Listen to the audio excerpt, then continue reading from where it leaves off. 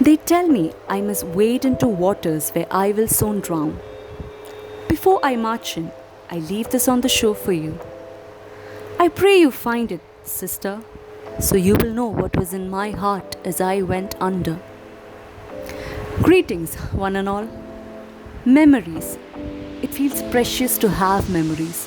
It feels great and wonderful to remember things, places, people, and moments that you always wish to cherish. But have you ever thought, isn't it a kind of privilege to have memories? Or moreover, isn't it a greater privilege to be live in someone else's memory? Especially when that someone is a loved one of yours or someone that you wish to keep close to your heart. Well, I would say it's not a kind of privilege that everyone gets. At least Pari never had it. Pari, what an amazing and fantastic artistic creation of the famous Afghan-American novelist Khalid Hosseini, who in fact breathed his life into this character.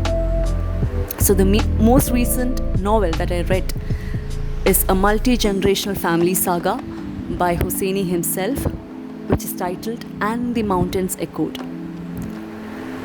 The backdrop of the story is the rural Afghanistan in the 1950s, and the story is like a tribute poetry to sibling relationships. So the main characters of this novel are Abdullah and Pari. Abdullah is the elder brother of Pari and Pari is his younger sister. So throughout the story, the readers are made to witness a wonderful sibling relationship of its kind, which is like the purest and the most ethereal kind of love and affection that the siblings are having between themselves. So Pari's and Abdullah's father is poor, and at a point of time in the novel, destiny plays its role, a very tragic role in fact, and at a point of time, due to poverty and famine, the father decides to sell Abdullah's little sister, Pari, to a wealthy family in Afghanistan, who are popularly called the Wahadati family. So here, Abdullah has no other choice other than facing the fate. He happened to submit to his destiny, and he could do nothing but just watch his little sister being handed over to someone else, to people whom he had never seen in his life. And then the story takes different dimensions. After this particular point, the story talks about plenty of characters, and in fact the very nature of the story is can be linked to the title of the story, which is And the Mountains Echoed. In fact, the whole book is like an echo, because after the siblings' separation are portrayed, then Khalid Hosseini goes on to tell about the stories of the characters that are some or the other way related to Abdullah and Pari. So what I felt is that the story is like, each story that Hosseini portrays in the book is like a thread. In the very beginning, it might all seem a little chaotic and confusing, but then at the end, when we weave all these threads together, you get a wonderful cardigan. And that cardigan gives you the warmth of hope, which is where this book concludes.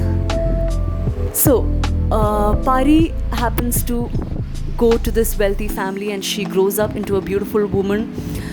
She travels from Afghanistan to Paris, and Abdullah is separated from Pari. Abdullah still has reminiscence about his little sister, but then his little sister never gets an idea or is truly unaware of the sister. But then always, Hosseini keeps mentioning in the book, she always felt, open quotes, the absence of something or someone younger than Pari. The absence of someone or something fundamental to her own existence.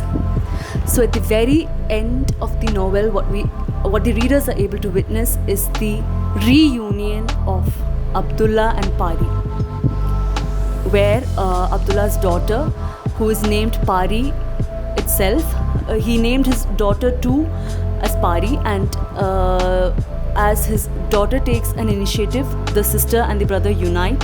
But then again, Hosseini has given the lion's share to Destiny. Destiny plays its role again in the novel, and Abdullah is an Alzheimer's patient and he has lost all his memories. He cannot remember who Pari is.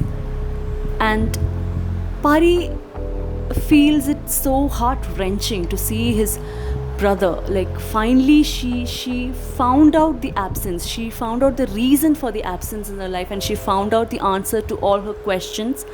But Abdullah doesn't recognize any of these. He is just like a blank slate.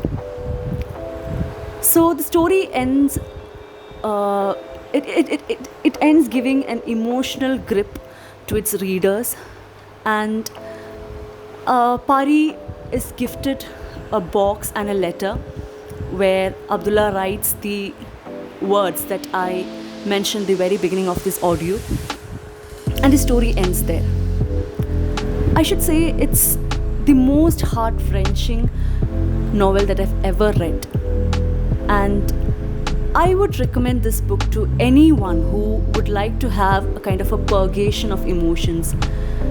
I would recommend this book to anyone who believes in sibling relationships and hope.